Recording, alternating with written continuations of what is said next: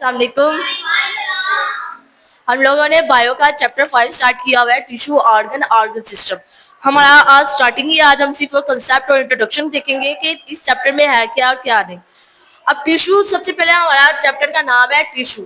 Tissue क्या होते हैं? जो सेल से, मॉलिक्यूल से, एटम से मिलके, ऑर्गेनिज्म से मिलके टिश्यू बन रहा है। अब टिश्यू क्या है? जैसे हमारी स्किन की एक लेयर है, स्किन की लेयर से जो कवर कर रहा है हमारी स्किन को ऊपर, वो हम क्या कहते हैं? टिश्यूज।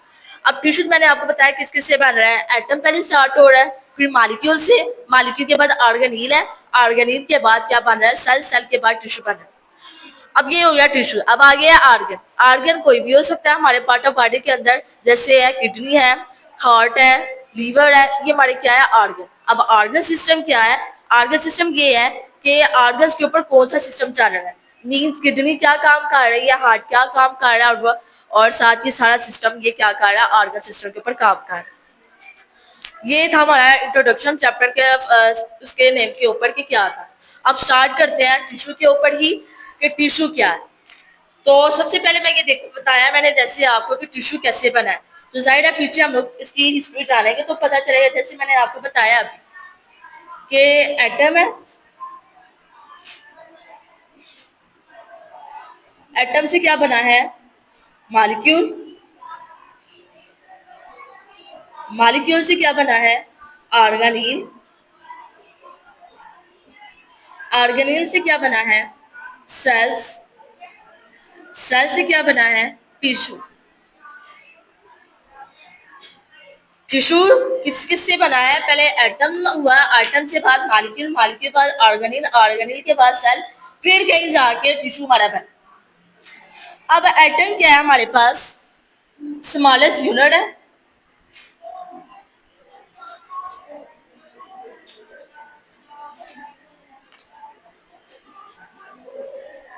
स्मॉलेस्ट यूनिट है हमारे पास। स्मॉल यूनिट का मतलब क्या है? कि बहुत टीनी पार्टिकल्स होते हैं, कि हमारे पास एटम इतना टीनी पार्टिकल है कि इसको बाज़ बात माइक्रोस्कोप से भी हमें नहीं नजर आता। इतना टीनी पार्टिकल होता है कि जैसे ही हम लोग इसको माइक्रोस्कोप में देखते हैं, अगर आपको याद हो हम लोगों ने केमिस्ट्री में पढ़ा था एटम, मॉलिक्यूल्स, एलिमेंट्स, ये हम लोगों ने चैप्टर फर्स्ट में ही पढ़ा था। एटम से हमारे पास एलिमेंट बन रहे हैं, एलिमेंट से हमारे पास मॉलिक्यूल बन रहे हैं, मॉलिक्यूल से क्या बन रहे हैं? कंपाउंड। जैसे ही हम लोगों ने देखा कि एटम छोटे छोटे जरात से कुछ ना कुछ बना रहा है, तो ये हमारे पास एटम है। एटम के अंदर अगर एग्जांपल देखें, हाइड्रोजन, क्लोराइड, नाइट्रोजन, या कार्बन, नाइट्रोजन, ये सारे हमारे पास क्या है? एटम। अब मॉलिक्यूल की बात की जाए तो एटम से मॉलिक्यूल बन रहे हैं। अब वही एग्जांपल मैं लेती हूँ हाइड्रोजन क्लोराइड की। हाइड्रोजन अलग एलिमेंट है, क्लोराइड अलग एलिमेंट है। अब हमें मॉलिक्यूल में कहा गया है मॉलिक्यूल, एटम से मॉलिक्यूल बन रहा है। एटम से क्या मुराद ये है कि दो तीन एटम से मिलके एक मॉलिक्यूल बना रहा है, एक बॉन्डिंग बना रहा है। अब जैसे मॉलिक्यूल है, अब एटम, ये भी एटम है, ये भी एटम। मैंने दो एटम लिए हैं, दो एटम के साथ क्या किया है? इसकी बॉन्डिंग बना दी, तो मेरे पास ये क्या बन गया? Hydrogen chloride. अगर आपको याद हो चैप्टर 5 ही हम लोगों ने केमिस्ट्री में पढ़ा था कि मॉलिक्यूलर स्ट्रक्चर, मॉलिक्यूलर स्ट्रक्चर में सबसे पहला रूल क्या था? कि उसके सिंबल का पता हो और उसकी कैटायन और एनायन का पता हो। अब इसमें कैटायन और एनायन का क्या है? बॉन्डिंग कैसे बनी है। अब ये हमारे पास प्लस है, ये हमारे पास माइनस है। अब माइनस का मुराद क्या है? कि हाइड्रोजन के पास एक एलिमेंट है, क्लोराइड के पास कितने हैं? 17। तो लास्ट वाले शेल में देखा जाए तो हाइड्रोजन के पास तो एक ही है और क्लोराइड के पास 7 है। तो हम लोगों ने अगर ऑक्टेट रूल बनाना हो, यहाँ पे ऑक्टेट रूल बनाना हो, तो ऑक्टेट रूल में क्या रूल होता है कि 8 होने चाहिए, 8 एटम होंगे तो ही हमारे पास ये बॉन्डिंग बनेगी। तो हमारे पास जैसे जैसे कि इसके पास 7 है, इसके पास एक है, तो ये इसको देगा या इसको देगा। देखिए, जब एक है आसानी से क्लोराइड को दे सकता है, लेकिन क्लोराइड 7 आसानी से नहीं दे सकता, जिसकी वजह से क्लोराइड क्या कर रहा है? उसके एलिमेंट को एक्सेप्ट कर रहा है, और ये क्या कर रहा है? डोनेट। तो डोनेट जो करवाता है वो पॉजिटिव चार्ज शो करवाता है, और जो एक्सेप्ट करवाता है वो क्या करवाता है? Negative charge. फिर इन दोनों के पास बॉन्डिंग बन गया, तो ये हाइड्रोजन क्लोराइड बना। ये हमारे पास क्या आ गया? मॉलिक्यूल्स। एटम और मॉलिक्यूल की समझ आ गई। अब मॉलिक्यूल के बाद हमारे पास क्या चीज बनी है? ऑर्गेनील। अब ऑर्गेनील क्या है? फॉर एग्जांपल माइटोकॉन्ड्रिया, माइटोकॉन्ड्रिया है, माइटोकॉन्ड्रिया या कहा जाए राइबोसोम। अब माइटोकॉन्ड्रिया के आगे देखते हैं क्या है। अब माइटोकॉन्ड्रिया क्या है, जैसे हम लोग एक सेलुलर रेस्पिरेशन का प्रोसेस देखते हैं यहाँ पे माइटोकॉन्ड्रिया के ऊपर।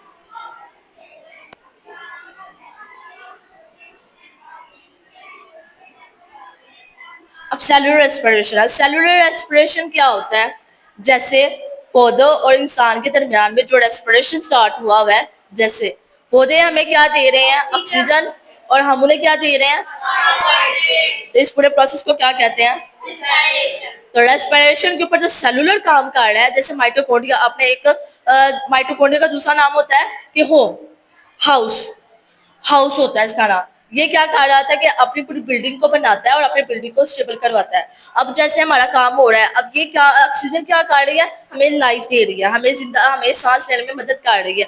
अगर हमारे पास ऑक्सीजन ना हो तो हम क्या जिंदा रह पाएंगे, नहीं। तो इसलिए सेलुलर रेस्पिरेशन ये बड़ा प्रोसेस स्टार्ट करवाता है कि कार्बन डाइऑक्साइड और ऑक्सीजन के ऊपर ये अपना प्रोसेस दे रहा था सेलुलर रेस्पिरेशन के ऊपर। ये हो गया हमारे पास माइटोकॉन्ड्रिया। अब राइबोसोम क्या होता है, राइबोसोम करता है प्रोटीन सिंथेसिस के ऊपर काम।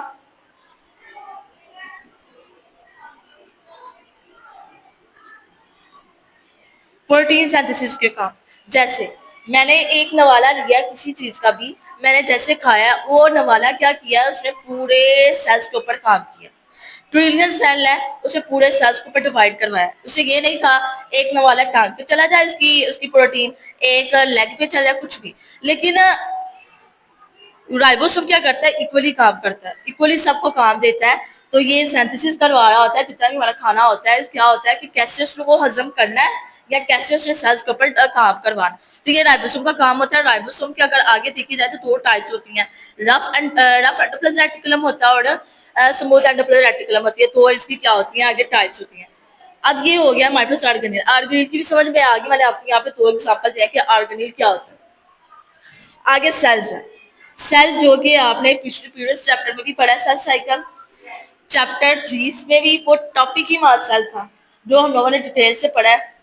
कोई भी आप लोग सेल वाल ले लें, सेल माइटोकॉन्ड्रिया, न्यूक्लियस, और आपने साइटोप्लाज्म पढ़ा था, और क्या पढ़ा था आप लोगों ने, तो ये सारी चीजें हम लोगों ने सेल पे पढ़ी थी कि सेल क्या काम करता है। मैंने आपको बताया था सेल वॉल होती है, सब कुछ ये डिटेल मैंने सेल पे आपको बताया हुआ है। तो मेरा ख्याल है कि यहाँ पे सेल में हम लोग को इतना डिटेल में डिस्कस नहीं करते क्योंकि हम चैप्टर पढ़ चुके हैं इसमें। अब सेल से क्या बन रहा है हमारे पास, अब टिश्यू की बात करते हैं। टिश्यू में आगे दो टाइप्स हैं, एनिमल टिश्यू, एनिमल टिश्यू और प्लांट टिश्यू।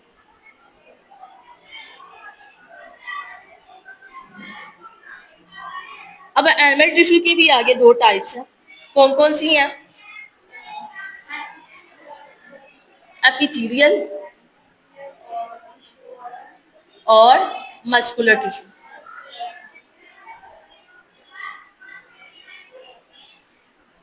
अब आगे दो टिश्यूज आ गई। अब एपिथेलियल का काम क्या होता है कि जो हमारी स्किन होती है ना, उसको पार्ट पार्टी को कवर किया हुआ है जिसने, वो ये काम करवा रहा था, सरफेस को क्या करता है, कवर करवाता है। एपिथेलियल क्या काम करता है, जो हमारी स्किन को कवर कर रहा है, स्किन को मेंटेन रख रहा है, स्किन को डस्ट से बचा रहा है या किसी जरासीम से बचा रहा है, तो ये एपिथेलियल टिश्यू काम कर रहा होता है। अब मस्कुलर क्या होता है, मस्कुलर क्या होती है, मूवमेंट, जहां पार्टा पार्टी में मूवमेंट हो रहा है, इट मीन ये क्या है, मस्कुलर टिश्यू। तो ये मस्कुलर होता है। अब आगे प्लांट टिश्यू की देखा जाए तो प्लांट टिश्यू के आगे भी दो टाइप्स हैं, एपिडर्मल, एपिडर्मल और वेस्कुलर टिश्यू। अब एपिडर्मल क्या कर रहा है और वेस्कुलर क्या कर रहा है, कि एपिडर्मल में यही काम हो रहा है। एपिडर्मल क्या कर रहा है, पूरे पौधे को स्टेबल करवा रहा है, पूरे स्टेबल के ऊपर। और वेस्कुलर क्या कर रहा है, जैसे पानी उसको मिल रहा है या सनलाइट मिल रही है, जैसे कि पौधा ग्रो कर रहा है, तो वेस्कुलर उस पर काम कर रहा है। तो ये टिश्यू अपने अपने काम करते हैं। तो यहाँ पे मैंने डिटेल से टिश्यू बताया कि डिटेल टिश्यू कैसे बना है, टिश्यू के आगे क्या हो रहा है काम। इंशाल्लाह टिश्यू के आगे भी मैं बताऊंगी टिश्यू से आगे क्या बन रहा है, वो हम इंशाल्लाह मैं आपको कल बताऊंगी। आजकल इतना ही काफी है कि हम लोगों ने टिश्यू सिर्फ पढ़ा है आज हमने, कि टिश्यू कैसे बना है। अगेन बताती हूँ, एटम से मॉलिक्यूल बना, मॉलिक्यूल से ऑर्गेनिज्म, ऑर्गेनिज्म से सेल, सेल से टिश्यू, टिश्यू के आगे भी हम लोगों ने टाइप्स पढ़ी हैं, एटम को भी डिटेल से पढ़ा है, मॉलिक्यूल से भी, ऑर्गेनिज्म से। तो उम्मीद करती हूँ आपको ये टॉपिक समझ में आया होगा। इंशाल्लाह मिलते हैं अगले लेक्चर में। शुक्रिया।